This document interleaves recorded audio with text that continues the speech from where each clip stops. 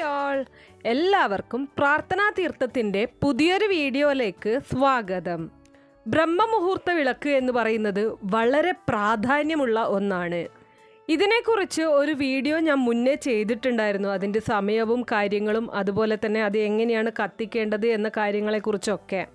അപ്പോൾ ബ്രഹ്മമുഹൂർത്ത വിളക്ക് എന്ന് പറയുന്നത് ബ്രഹ്മമുഹൂർത്ത സമയത്ത് കത്തിക്കുന്ന വിളക്കാണ്. നമ്മുടെ ജീവിതത്തിൽ ഒരുപാട് മാറ്റങ്ങൾ കൊണ്ടുവരാൻ സാധിക്കുന്ന അല്ലെങ്കിൽ സഹായിക്കുന്ന ഒന്നാണ് ബ്രഹ്മമുഹൂർത്ത വിളക്ക്. ബ്രഹ്മമുഹൂർത്ത സമയത്ത് എഴുന്നേൽക്കുക എന്നുള്ളത് വളരെ പ്രധാനപ്പെട്ട ഒരു കാര്യമാണ്. ഈ ഒരു സമയത്ത് നമ്മൾ എഴുന്നേറ്റ് കഴിഞ്ഞാൽ നമുക്ക് ആരോഗ്യപരമായിട്ടും ഒട്ടേറെ ഗുണങ്ങൾ ലഭിക്കും. പ്രശ്നങ്ങളും ദുരിതങ്ങളും അതുപോലെ തന്നെ കടങ്ങളും ബുദ്ധിമുട്ടുകളും നിറഞ്ഞൊരു ജീവിതമാണ് നിങ്ങൾക്കുള്ളത് എന്നുണ്ടെങ്കിൽ നിങ്ങൾക്ക് തീർച്ചയായിട്ടും ഈ ഒരു ബ്രഹ്മമുഹൂർത്ത വിളക്ക് കത്തിക്കുന്നത് വഴി ഒരു പരിഹാരം ലഭിക്കും. ഏതൊരാൾക്കും ചെയ്യാൻ പറ്റുന്ന ഒരു കാര്യം തന്നെയാണിത്. ഇതിനായിട്ട് നമ്മൾ പ്രത്യേകിച്ചൊന്നും ചെയ്യേണ്ടതായിട്ടില്ല. രാവിലെ കുറച്ച് നേരത്തെ എഴുന്നേൽക്കുക. നിങ്ങൾക്കിനി കുളിക്കാൻ സാധിച്ചില്ല എന്നുണ്ടെങ്കിലും കാലും മുഖവും കഴുകിയും ഈ ഒരു വിളക്ക് കത്തിക്കാവുന്നതാണ്. ചില ആൾക്കാർക്ക് രാവിലെ എഴുന്നേൽക്കുക എന്നുള്ളത് കുറച്ചൊരു ബുദ്ധിമുട്ടുള്ള കാര്യമായിരിക്കും. രാത്രിയിൽ കറക്റ്റ് സമയത്ത് കിടന്നു കഴിഞ്ഞാൽ ഏതൊരാൾക്കും രാവിലെ എഴുന്നേൽക്കാവുന്നതേ ഉള്ളൂ. പിന്നെ ഒരു കഷ്ടപ്പാടും ഇല്ലാതെ നമ്മുടെ ജീവിതം നല്ല രീതിയിൽ പോകണം എന്ന് വിചാരിച്ചു കഴിഞ്ഞാൽ നടക്കില്ലല്ലോ, അല്ലേ? ഞാൻ ഈ പറഞ്ഞതുപോലെ തന്നെ നമുക്ക് ആരോഗ്യപരമായിട്ടും ഒട്ടേറെ ഗുണങ്ങൾ ഈ ഒരു ബ്രഹ്മമുഹൂർത്ത സമയത്ത് എഴുന്നേൽക്കുന്നത് കൊണ്ട് ലഭിക്കുന്നുണ്ട്. അതുകൊണ്ട് തന്നെ ഇത് അത്ര വലിയൊരു ബുദ്ധിമുട്ടായിട്ടൊന്നും ആരും കാണേണ്ടതില്ല. കുറച്ച് ദിവസങ്ങളിൽ നിങ്ങൾക്ക് എഴുന്നേൽക്കാൻ ഒരല്പം ബുദ്ധിമുട്ട് തോന്നിക്കഴിഞ്ഞാലും അത് പിന്നീടങ്ങ് ശീലമായിക്കോളും. അപ്പോൾ നിങ്ങൾ ഈ ഒരു വിളക്ക് കത്തിക്കാൻ തുടങ്ങിക്കഴിഞ്ഞാൽ നിങ്ങളുടെ ജീവിതത്തിൽ ഉണ്ടാകുന്ന മാറ്റങ്ങൾ നിങ്ങളെ വീണ്ടും അത് കത്തിക്കാൻ പ്രേരിപ്പിക്കുക തന്നെ ചെയ്യും.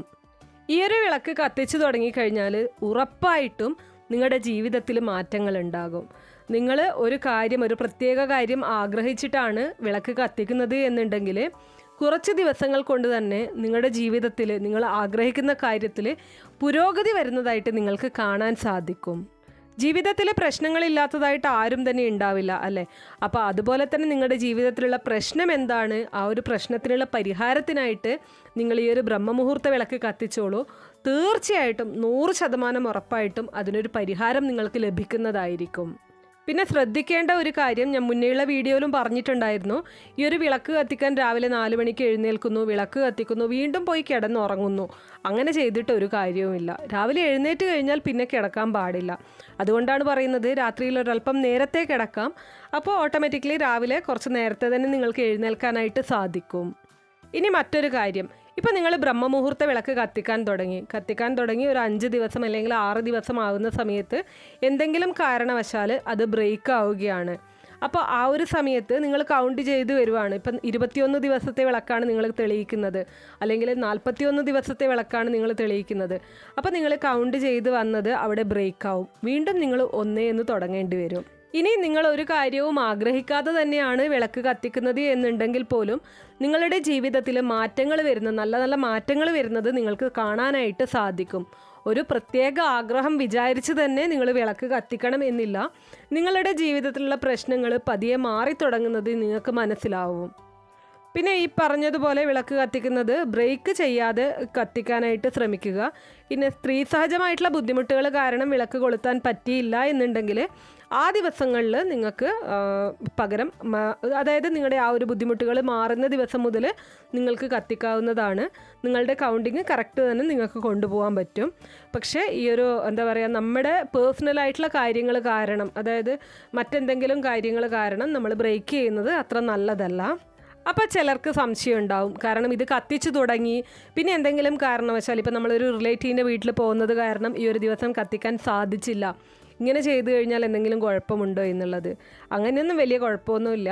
അതവിടെ അപ്പോൾ നിങ്ങളൊരു കാര്യം 21 ദിവസം കത്തിക്കാമെന്ന് പ്രാർത്ഥിച്ചുകൊണ്ടാണ് ഒരു കാര്യം മനസ്സിൽ വിചാരിക്കുന്നത് എന്നുണ്ടെങ്കിൽ തീർച്ചയായിട്ടും അത് കണ്ടിന്യൂസ് ആയിട്ട് 21 ദിവസം തന്നെ കത്തിക്കണം. അതല്ല നിങ്ങൾക്ക് ചില ആളെ കാണാൻ പറ്റും ദിവസവും ബ്രഹ്മമുഹൂർത്ത വിളക്ക് കത്തിക്കുന്ന ആൾക്കാരുണ്ടാവും. ഞാൻ ഈ പറഞ്ഞതുപോലെ സ്ത്രീ സഹജമായിട്ടുള്ള ബുദ്ധിമുട്ടുകൾ വരുന്ന സമയത്ത് മാത്രം അത് കത്തിക്കാതിരിക്കുകയും ബാക്കി എല്ലാ ദിവസങ്ങളിലും കത്തിക്കുകയും ചെയ്യുന്ന ആൾക്കാരുണ്ട്. അപ്പോൾ അങ്ങനെയുള്ള ആൾക്കാർക്കായാലും പെട്ടെന്നൊരു ദിവസം നമുക്ക് പുറത്തേക്ക് പോകേണ്ടി വന്നു, അല്ലെങ്കിൽ വേറെ എന്തെങ്കിലും കാരണവശാൽ നമ്മൾ വീട്ടിലില്ല, അങ്ങനെയുള്ള സാഹചര്യങ്ങളിൽ കത്തിക്കാൻ പറ്റില്ലല്ലോ.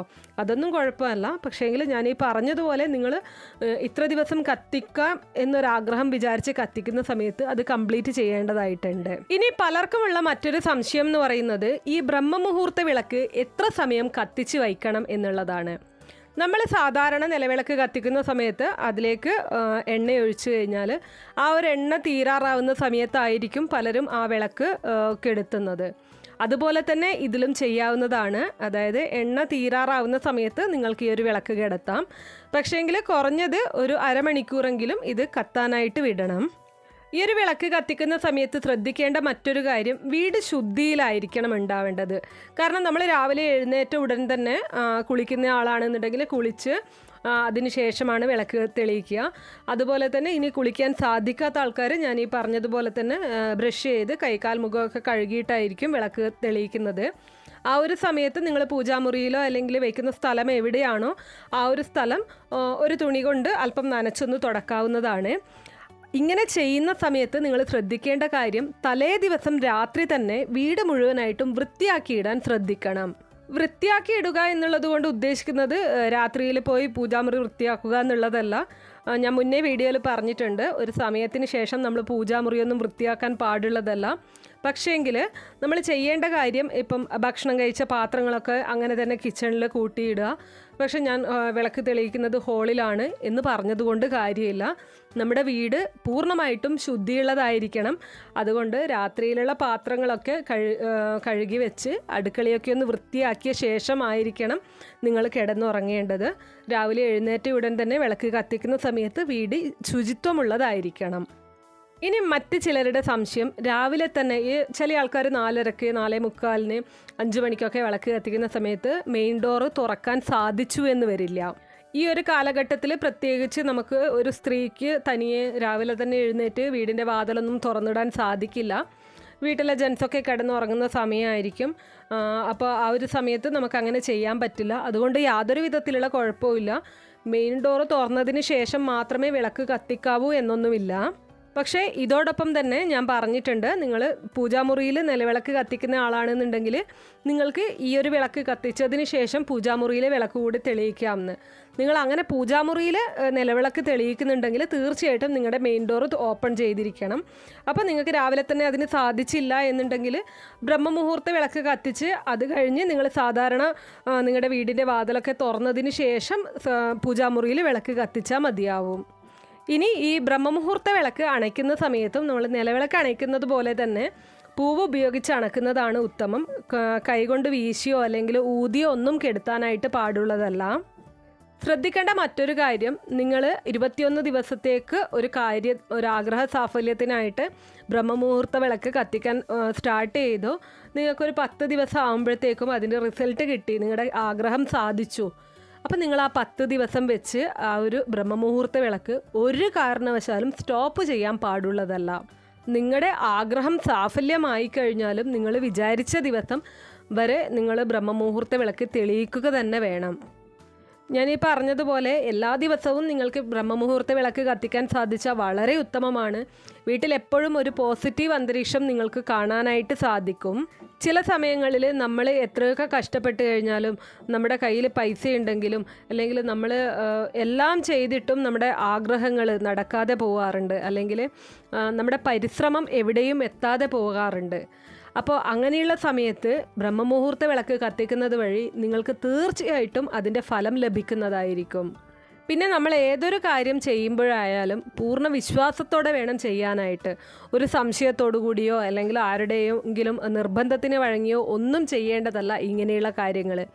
നമ്മുടെ മനസ്സിൽ പൂർണ്ണ വിശ്വാസം, ഒരു തരത്തിലുള്ള സംശയങ്ങളും ഇല്ലാതെ വേണം നമ്മുടെ കാര്യം ഉറപ്പായിട്ടും സാധിക്കും എന്ന ഒരു കാര്യം മനസ്സിൽ വെച്ചുകൊണ്ട് വേണം നിങ്ങൾ ബ്രഹ്മമുഹൂർത്ത വിളക്ക് തെളിയിക്കാനായിട്ട്. അപ്പം നിങ്ങൾക്കും ഏതെങ്കിലും തരത്തിലുള്ള പ്രശ്നങ്ങളുണ്ടെങ്കിൽ തീർച്ചയായിട്ടും നിങ്ങൾ ഈ ഒരു ബ്രഹ്മമുഹൂർത്ത വിളക്ക് കത്തിച്ചോളൂ, ഉറപ്പായിട്ടും പരിഹാരം ലഭിക്കും. അപ്പോൾ നിങ്ങൾക്ക് അങ്ങനെ പരിഹാരം ലഭിച്ചു കഴിഞ്ഞാൽ നിങ്ങൾ അറിയിക്കുക, അത് മറ്റുള്ളവർക്കും കൂടെ ഒരു പ്രചോദനമായിരിക്കും. അപ്പോൾ ഇത്രയേ ഉള്ളൂ നമ്മുടെ ഇന്നത്തെ വീഡിയോ. കുറച്ച് പേർക്കെങ്കിലും ഈ ഒരു വീഡിയോ ഉപകാരപ്രദമായി കാണുമെന്ന് വിശ്വസിക്കുന്നു. ഇതുപോലുള്ള അറിവുകൾക്കായിട്ട് നമ്മുടെ ഈ ചാനൽ ഒന്ന് സബ്സ്ക്രൈബ് ചെയ്യുക, സപ്പോർട്ട് ചെയ്യുക. നന്ദി.